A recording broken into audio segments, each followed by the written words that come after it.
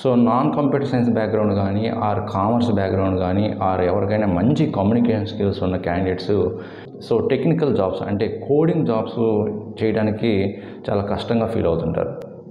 So ఇలాంటి వాళ్ళు కొన్ని జాబ్స్ అయితే ఉంటాయండి సాఫ్ట్వేర్ ఇండస్ట్రీలో. సో మీకు టెక్నికల్గా మినిమం నాలెడ్జ్ ఉండి కమ్యూనికేషన్ స్కిల్స్ బాగుండి అండ్ డొమైన్ నాలెడ్జ్ బాగుండి and business oriented or project oriented knowledge బాగుంటే మీకు కూడా ఒక జాబ్ ఉందండి సాఫ్ట్వేర్ ఇండస్ట్రీలో. ఆ జాబ్ ఏంటంటే బిజినెస్ అనలిస్ట్. ఈ బిజినెస్ అనలిస్ట్కి మంచి డిమాండ్ ఉంటుందండి ఐటీ ఇండస్ట్రీలో. మన ఇండియాలోనే కాదు, మీరు వరల్డ్ వైడ్గా ఎక్కడికి వెళ్ళినా కూడా ఈ జాబ్స్కి మంచి డిమాండ్ ఉంటాయి. బట్ మీ నుండి కంపెనీస్ ఎక్స్పెక్ట్ చేసేది ఏంటంటే మంచి communication skills, convincing skills. Okay, మరి ఈ బిజినెస్ అనలిస్ట్ అవడానికి మనకు కావాల్సిన మెయిన్ స్కిల్స్ ఏంటివి, ఎలాంటి క్వాలిఫికేషన్ ఉండాలండి, ఎలాంటి టెక్నికల్ స్కిల్స్ ఉండాలి, ఎలాంటి సాఫ్ట్ స్కిల్స్ ఉండాలి, ఓకే, ఎంత ఎక్స్పీరియన్స్తో జాబ్ అవకాశాలు ఎక్కువ ఉంటాయి మన ఇండియాలో, ఎంత ప్యాకేజ్ ఉండవచ్చు, వీటన్నిటి గురించి కంప్లీట్ ఇన్ఫర్మేషన్ మనం ఈ వీడియోలో తెలుసుకుందాము. ఇన్ఫర్మేషన్ చెప్పబోయే ముందు మీరు మన YouTube channel first time visit చేస్తే సబ్స్క్రైబ్ చేసుకోండి. ఇలాంటి మరిన్ని వీడియోస్ని మీకు అప్లోడ్ చేస్తూ ఉంటాను. అండ్ మర్చిపోకుండా లైక్ చేస్తానండి. మీరు లైక్ చేస్తే మనకి ఎంకరేజ్మెంట్ ఇచ్చినట్టు ఉంటుంది. అండ్ మోర్ వీడియోస్ని అప్లోడ్ చేయడానికి కూడా అప్లోడ్ చేయడానికి ట్రై చేస్తాను. మనం మెయిన్ టాపిక్ అయితే డిస్కస్ చేద్దాం. ఈ బిజినెస్ అనలిస్ట్ అనే పర్సన్కి టెక్నికల్గా మినిమం నాలెడ్జ్ ఉండాలి, అంటే లేటెస్ట్ టెక్నాలజీస్ అన్నిటి గురించి తెలిసి ఉండాలండి. అప్పుడే అతను ఐటీ ఇండస్ట్రీలో వర్క్ చేయగలుగుతారు. ఓకే, అండ్ సమ్ టూల్స్ కూడా మెయిన్గా తెలిసి ఉండాలి. అవి ఏం టూల్స్ అని కూడా నేను చెప్తాను. ఓకే, సో టెక్నికల్ నాలెడ్జ్ ఉండాలి అండ్ అనలిటికల్ స్కిల్స్ తెలిసి ఉండాలి and some business oriented skills కూడా తెలిసి ఉండాలండి. అప్పుడే అతను కంప్లీట్ బిజినెస్ అనలిస్ట్ పర్సన్ అయితే అవ్వగలుగుతారు. మరి ఈ బిజినెస్ అనలిస్ట్ అవడానికి క్వాలిఫికేషన్ ఏంటి? ఓకే, ఎంబీఏ వాళ్ళే చేస్తారా, బీకామ్ వాళ్ళే ఎలిజిబుల్లా, మరి వేరే ఎడ్యుకేషన్ బ్యాక్గ్రౌండ్ చేయలేరండి? ఎవరైనా చేయొచ్చండి. మీరు ఎంబీఏలో బిజినెస్ అడ్మినిస్ట్రేషన్ చేయొచ్చు, ఆర్ ఎంబీఏ ఐటీ చేయొచ్చు, ఆర్ ఎంసీఏ చేయొచ్చు, ఆర్ బీటెక్ ఐటీ చేయొచ్చు, కంప్యూటర్ సైన్స్ గ్రాడ్యుయేట్ కావచ్చు, ఎవరైనా సరే, బీకామ్ ఎవరైనా సరే ఈ జాబ్కి ఎలిజిబుల్. గ్రాడ్యుయేషన్ పరంగా మినిమం బ్యాచిలర్ డిగ్రీ ఉంటే సరిపోతుంది. మీరు ఎలాంటి స్ట్రీమ్ మైనింగ్ అని పర్లేదు.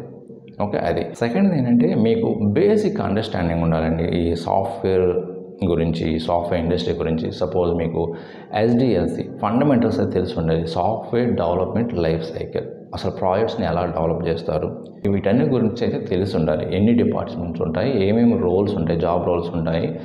ఓకే, అసలు ప్రాజెక్ట్ని ఎలాగ హ్యాండిల్ చేస్తారు, ఎవరి దగ్గర నుంచి తీసుకొస్తారు, ఎక్కడ డిప్లాయ్ చేస్తారు, సర్వర్స్ అంటే ఏంటి, అంటే టెక్నికల్గా చాలా నాలెడ్జ్ అయితే తెలిసి ఉండాలి. మీరేమి ప్రోగ్రామ్ అవసరం లేదు, బట్ టెక్నికల్గా అన్ని ఇన్ఫర్మేషన్ తెలిసి ఉండాలి. ఓకే, అది. అండ్ నెక్స్ట్ ఏంటంటే అనలిటికల్ స్కిల్స్. ఇక్కడ అనలిటికల్ స్కిల్స్ అంటే మీరు ఏదైనా మీకు ఒక రిక్వైర్మెంట్ చెప్పినప్పుడు దాంట్లో ఉన్న ప్రాబ్లమ్స్ ఏంటి, ఇష్యూస్ ఏంటి, వాటిని ఎలాగ సాల్వ్ చేస్తాం, ఎలాంటి కాంప్లెక్స్ ప్రాబ్లం ఉంది, వాటిని ఎలాగ ఈజీగా సాల్వ్ చేస్తాం అనేది ఈ అనలిటికల్ స్కిల్స్ అండి. ఇది కన్ఫామ్గా ఉండాలండి as a business analyst. Next ఏంటంటే కమ్యూనికేషన్ స్కిల్స్ అండి.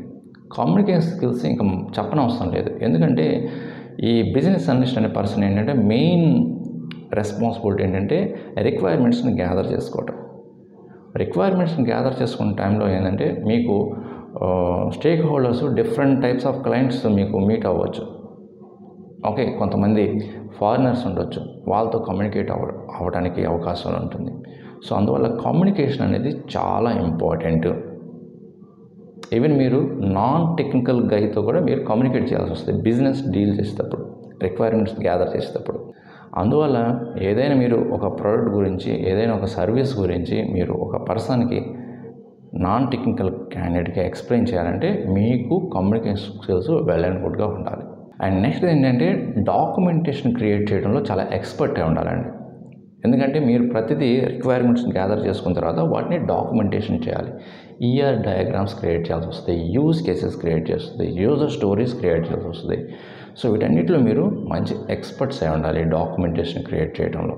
నెక్స్ట్ స్కిల్స్ ఏంటంటే నెక్స్ట్ మెయిన్ స్కిల్స్ ఏంటంటే ప్రాజెక్ట్ మేనేజ్మెంట్ స్కిల్స్ అండి. ఒక ప్రాజెక్ట్ని ఎలాగ మేనేజ్ చేయాలి, ఏ టూల్స్ యూజ్ చేసి మనం మేనేజ్ చేయొచ్చు అని తెలిసి ఉండాలి. కన్ఫామ్గా మీకు జీరా కానీ, ట్రైలో కానీ ఇవి కన్ఫామ్గా తెలిసి ఉండాలండి. అండ్ అజైల్ మెథడాలజీ గురించి తెలిసి ఉండాలి. ఎందుకంటే ప్రస్తుతం సాఫ్ట్వేర్ ఇండస్ట్రీలో ఎక్కువగా యూజ్ చేస్తున్న ప్రాజెక్ట్ మెథడాలజీ అజైల్ ఎక్కువగా ఫాలో అవుతున్నారు కాబట్టి వాటి ప్రిన్సిపల్స్ మీకు కన్ఫామ్గా తెలిసి ఉండాలి. అండ్ టెక్నికల్గా మాట్లాడుకుంటే మీరు మెయిన్ రెస్పాన్సిబిలిటీ ఏంటంటే రిక్వైర్మెంట్స్ గ్యాదర్ చేసుకోవడం. అవి వర్క్షాప్స్ గురించి కానీ, ఈవెంట్స్ గురించి కానీ, ఆర్ ప్రాజెక్ట్ రిక్వైర్మెంట్స్ కానీ, ఇంటర్వ్యూస్ గురించి కానీ, ఇవన్నీ ఇన్ఫర్మేషన్ని గ్యాదర్ చేసుకోవడం your the primary responsibility as a business analyst.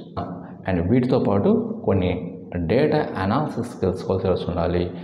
Like XL కానీ, సీక్వల్, ఇంకా మీకు ఏదైనా data visualization tool like Power BI or Tableau ఉంటే యాడెడ్ అడ్వాంటేజ్ అండి. బట్ కన్ఫామ్గా Excel, SQL knowledge or experience ఉండాలి. అండ్ నెక్స్ట్ ఏంటంటే మోడలింగ్ టెక్నిక్స్ అండి. అంటే ఈఆర్ డయాగ్రామ్స్ కానీ, డేటా మోడలింగ్ డయాగ్రామ్స్ కానీ, ఆర్ యూజ్ కేస్ డయాగ్రామ్స్ కానీ, వీటన్నిటిని డ్రా చేసే స్కిల్స్ మీకు తెలిసి ఉండాలి. అండ్ ఫైనల్గా multiple domains knowledge, multiple domains business knowledge or process తెలుసుంటే మీరు కింగ్ ఇన్ ఐటీ ఇండస్ట్రీ, మీరే మంచి ఎక్స్పర్ట్ అవుతారు.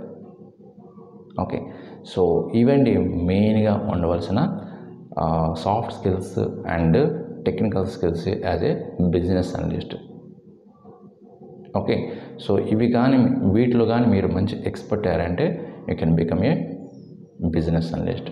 మరి ఆపర్చునిటీస్ ఎలా ఉంటాయి ఇండియాలో అంటే చాలా మంచి ఆపర్చునిటీస్ ఉంటాయండి. సో మినిమం 2 years ఎక్స్పీరియన్స్ ఉన్న వాళ్ళకైతే ఎక్కువగా జాబ్ ఆపర్చునిటీస్ ఉంటాయి మన ఇండియాలో. అదర్ కంట్రీస్లో కూడా మంచి ఆపర్చునిటీస్ ఉంటాయండి, మినిమం 3 to 4 years ఎక్స్పీరియన్స్ ఉంటాయి.